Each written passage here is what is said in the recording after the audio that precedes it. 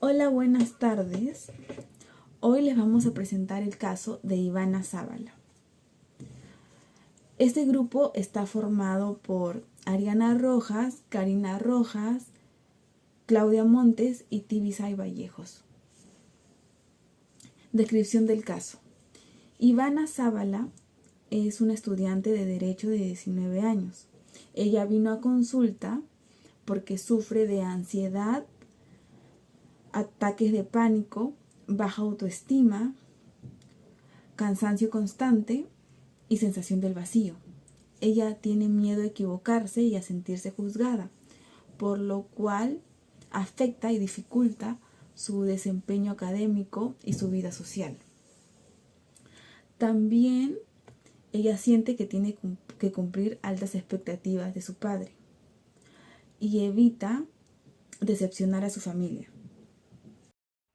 Siguiendo con las bases anatómicas funcionales, tenemos en primer lugar la amígdala, quien es la estructura clave del sistema límbico.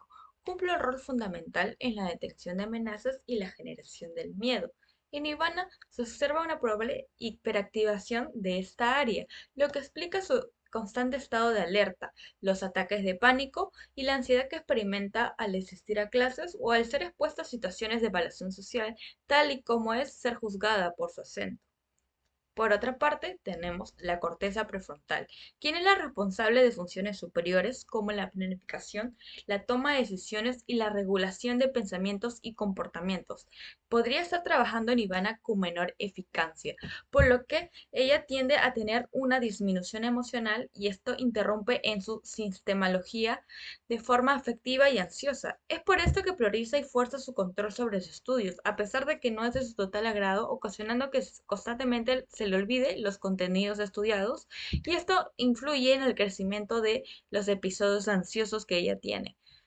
Finalmente, tenemos la ansiedad.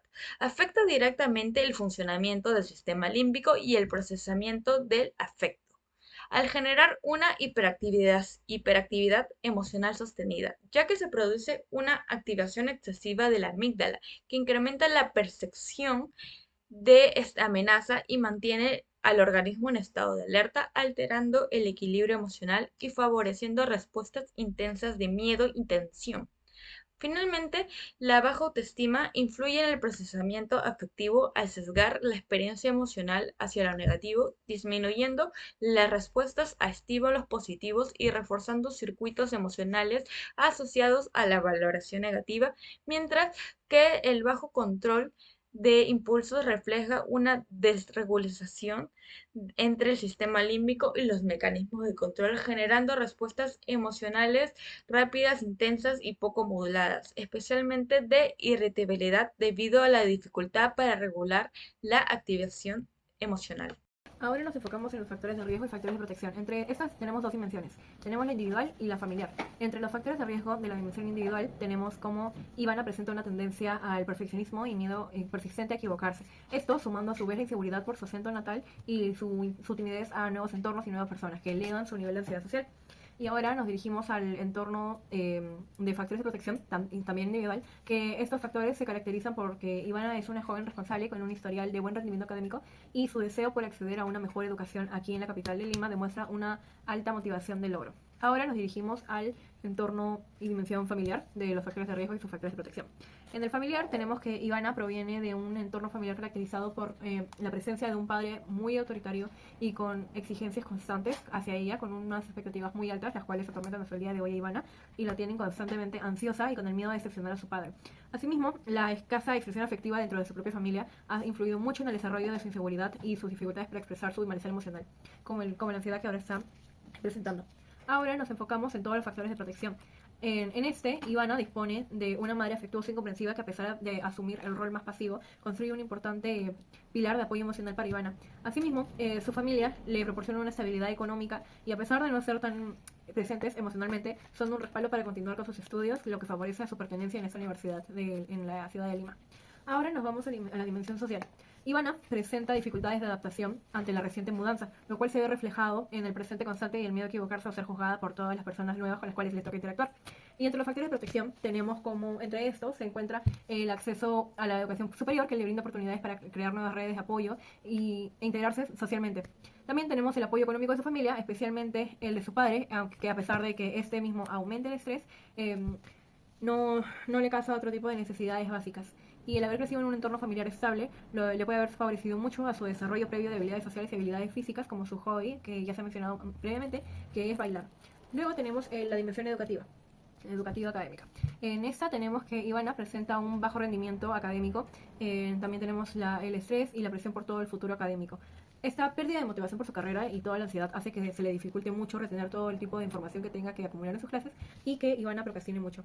Luego, entre los factores de protección, tenemos el acceso a apoyo psicológico entre la universidad y el rendimiento en las asesorías con sus tutores. También, asimismo, como en diversos talleres de oratoria y teatro, en los cuales Ivana le gusta mucho presentarse. También tenemos, por ejemplo, la dimensión de salud, lo cual presenta un evidente deterioro en la salud física de Ivana, manifestando entre estas todas sus alteraciones como el ciclo del sueño, su cansancio crónico, la taquicardia, la mala salud mental, y asimismo esta presenta una constante sensación de vacío. Una gran pérdida de motivación tanto por sus estudios como por todo el tipo de sus hobbies o cosas que le gustaban anteriormente, y en los constantes ataques de pánico que ha presentado Ivana, tanto emocional como cognitivamente. Entre los factores de protección tenemos que Ivana, la paciente mantiene una adecuada autoconciencia de su malestar físico y emocional, cosa que es muy importante ya que muchos pacientes ignoran mucho su estabilidad emocional y física. Después, la universidad otorga acceso psicológico a distintos servicios de apoyo, talleres de mindfulness y programas de bienestar que facilitan el abordaje temprano, su sintomatología, sin costo adicional. Cosa muy importante, ya que su padre, al ser muy estricto con este tipo de cosas, puede que no le apoye con todo lo que se da en parte de su salud mental. Y por último, enfocándonos en la dimensión de economía, existe una dependencia económica de Ivana absoluta hacia su padre, condicionada hacia todo lo que es la carrera y sus estudios. Esta situación actúa como un factor de presión psicológica indirecta, ya que el financiamiento de sus estudios en Lima están directamente ligados al cumplimiento de altas expectativas académicas impuestas por su padre, aumentando el temor al fracaso de Ivana, cosa que está causando todo lo que son las taquicardias y su miedo a fracasar. Ivana también, entre los factores de protección, cuenta con una sólida estabilidad económica y respaldo financiero por parte de su familia, lo cual la cubre por completo sus necesidades básicas, sus materiales educativos y el costo de educación superior. Este soporte reduce mucho significativamente el estrés asociado a la precariedad económica o falta de recursos para subsistir en la capital. Vamos con las hipótesis del caso. Vemos diferentes enfoques. En un enfoque cognitivo, la sintomatología de Ivana se explica a través de un sistema de creencias rígidos y pensamientos automáticos negativos. Ella procesa su realidad bajo el sesgo de miedo al juicio, donde su acento y su desempeño académico son percibidos como fuentes de potencial humillación. Estos esquemas de perfeccionismo y miedo a equivocarse generan una distorsión en sus capacidades personales que incrementa su inseguridad y la sensación de vacío al sentir que no cumple con las expectativas de su padre. En un enfoque conductual, sus dificultades se entienden como una conducta aprendida que se mantiene por refuerzo al entorno. Actividades como hablar en público o relacionarse con otros le generan ansiedad a través del condicionamiento clásico. Por su parte, evitar esas situaciones se refuerza mediante un condicionamiento operante, ya que produce un alivio inmediato. Cada que el estudiante evita participar, disminuye su malestar a corto plazo, lo que fortalece la evitación y contribuye a que el problema se cronifique a largo plazo. También vemos un enfoque biopsicosocial. A nivel biológico, existe una predisposición a la ansiedad que se manifiesta en síntomas físicos como el cansancio constante, taquicardias o tensiones corporales. En el ámbito psicológico, presenta baja autoestima, esquemas perfeccionistas y anticipación negativa de sus capacidades. En un ámbito social, su migración a Lima, la falta de una red de apoyo cercana y la presión de un entorno familiar autoritario actúan como principales estresores. Y al final, el enfoque psicoanalítico presenta que la sintomatología es la manifestación de un conflicto psíquico inconsciente y un desequilibrio entre el yo y el superyo extremadamente rígido y castigador, interiorizado a partir de la relación con su padre autoritario. Sus ataques de pánico funcionan como un mecanismo de defensa donde la angustia se desplaza hacia el acento natal. Finalmente, sus alteraciones del sueño reflejan una energía psíquica donde el yo prefiere la vigilia antes que enfrentarse al terror del fracaso en sus sueños. Ahora llegamos a las 3 evaluaciones que hemos elegido como grupo para poder ayudar a Ivana.